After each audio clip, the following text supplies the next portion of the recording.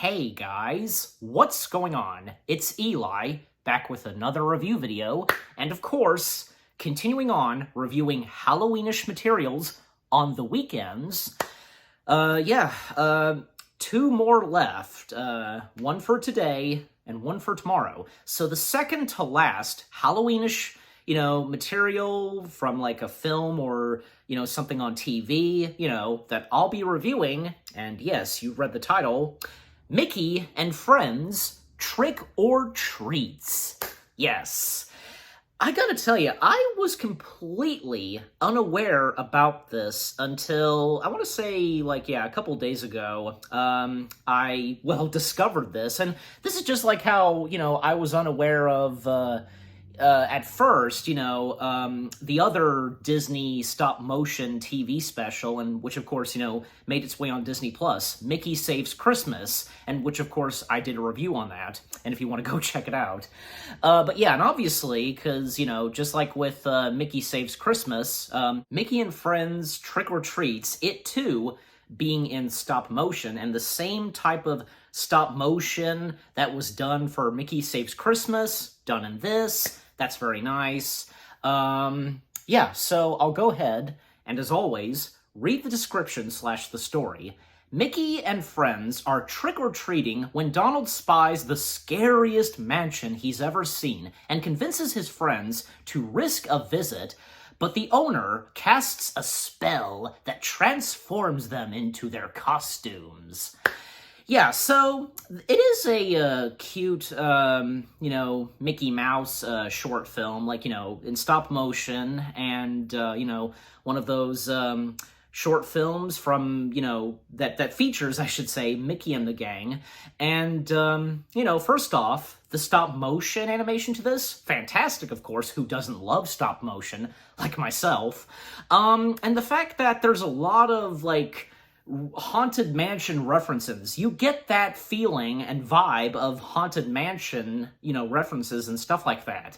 Well, and especially, the castle / the house of Witch Hazel, being voiced by Misty Lee. The interior of the inside of her mansion / house, castle, whatever, it's modeled after the Haunted Mansion attraction itself, and you can tell that the interiors resemble the interiors of the Haunted Mansion attraction. It's pretty cool, and obviously they'd have to do that, and, the fact that, the hallways and the portraits and, the organ, you name it. Not to mention the opening to this, in the neighborhood, there was, a display on a window with the hitchhiking ghosts. Yeah, that was pretty cool. And not to mention, they actually used the same, dog howling sound effect from the Haunted Mansion in this short film. It's really cool. Mickey and Friends Trick or Treats, I should say. Yeah, and with the rest of the voiced cast, Brett Iwan voicing Mickey, Tony Anselmo as Donald, Bill Farmer as Goofy, Caitlin Roberick, if I'm saying her full name right, voicing Minnie Mouse, and Deborah Wilson voicing Daisy Duck. Yeah, and as I recall, Deborah Wilson sometimes will voice Daisy Duck, whenever Tress MacNeille is unavailable to voice Daisy Duck, because she does a lot of voice acting, and, for a good example, The Simpsons, and Futurama, and there's so much more. So yeah, that's understandable. And besides, there's another voice actor that sometimes fills in for Tony Anselmo when Tony Anselmo is too busy doing something else as Donald Duck. So that's understandable. Or if he's doing something else, voice acting. So the songs in Mickey and Friends Trick or Treats. We're pretty good, too. All about, songs about friends and, a song from Witch Hazel about, being alone on Halloween. And with the story itself, because, Donald, he wants to trick-or-treat at Witch Hazel's house, and it doesn't go so well later on, because Witch Hazel, she wants to be left alone and is being, bugged by by Mickey and the gang, especially Donald. And she then casts a spell on them. And each of Mickey and the gang's costumes, like, Mickey is dressed up as a three-eyed monster, Minnie is dressed up as a spider, Daisy is dressed up as a queen, Donald is dressed up as a frog prince, you know, the story of the frog that was, the prince that was that was turned into a frog, but then turned back into a prince by, you know, a kiss from a princess. And Goofy, he's dressed up as a ghost. And once the spell is cast on them, well, they transform into who they're dressed up as, literally. Mickey is now a monster, Daisy is now a spider, now she has 8 legs, and throughout Mickey and Friends Trick or Treats, she sometimes has a bit of a difficulty, walking on steps. Well, with having 8 spider legs, that's understandable. Daisy, she turns into a princess, there's nothing too bad about that for her. And Goofy, he turns into a ghost, obviously. And for Donald, well, he of course turns into a froggy prince. Half frog, half duck. And this isn't the first time that Donald transformed into a duck. If anybody remembers Mickey Mouse Clubhouse, there was that one episode where Donald transformed into a duck. And yeah, if any of you had watched/remembered Mickey Mouse Clubhouse like me, yeah, and I remember that episode very clearly. I loved watching Mickey Mouse Clubhouse. And back when Disney Junior was still called Playhouse Disney, and Mickey Mouse Clubhouse was around when Playhouse Disney was still around. So, yeah. And so it's up to Mickey and the gang to, basically, make a spell, like a potion, basically, with a couple of ingredients that will turn them back into their normal selves, and they have 1 hour to do so. But if it's say, midnight, yeah, they have until midnight, because if the clock strikes, then they stay like this forever. So yeah, throughout Witch Hazel's house/mansion, castle, etc., they find all the ingredients they need. They need a foot of a monster, they need a petal from a red blood rose, something from a mummy, yeah, and they encounter a lot of things in Witch Hazel's house, a monster that's under her bed. They encounter a mummy in the attic, and they encounter portraits, that come to life, like ghosts that are in the portraits. One of them is a bride, the ghost bride, being voiced by Kimmy Gatewood, yeah. And we also have Witch Hazel's broom, of course, that's alive, and at one point, notices that they're present in the house and informs Witch Hazel, but of course, when it comes to Mickey and the gang trying to find a rose petal, and the ghost bride has one from her rose, Donald attempting to get it, they all scatter and hide when Witch Hazel steps in, and of course, she doesn't see them, and of course, they're hiding. Goofy's in one of the portraits, Mickey is hiding under a rug, and yeah, that's when Witch Hazel starts singing a song, of being alone on Halloween, and talking about her friends and what she did to her friends, and because, they just didn't like her attitude, I guess, what she was doing, the kind of witch she is, and that's when, yeah, because they at one point, Mickey and the gang at one point get all the ingredients they need for the potion. They're about to make the potion when Witch Hazel does discover that they are present, especially after when Donald Duck accidentally knocked over a knight in shining armor, down an elevator shaft. And the knight in shining armor actually bled out the Wilhelm scream. That's funny. It's always nice to hear the Wilhelm scream sometimes. So yeah, Witch Hazel stops Mickey and the gang and casting, magic and spells on them.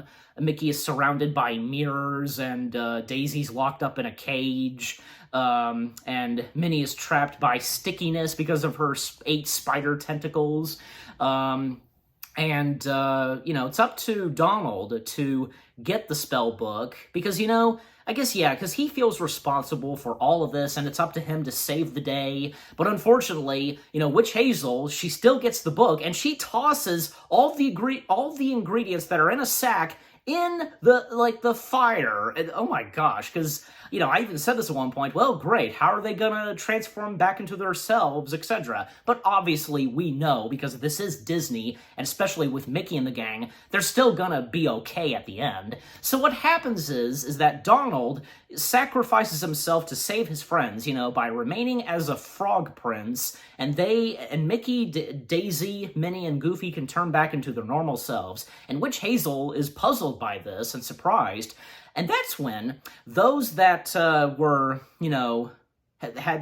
where Witch Hazel put spells on them and so on, how she treated them, from the Ghost Bride and, the groom and, the monster named Leopold, the monster that's under Witch Hazel's bed, his name's Leopold, and the mummy from the attic, they all confront Witch Hazel and, explain to her and tell her that, she did have friends and so on, and she should reconsider and so on. And thus, yeah, she has a change of heart, and she helps Mickey and the gang turn themselves into, back into their normal selves.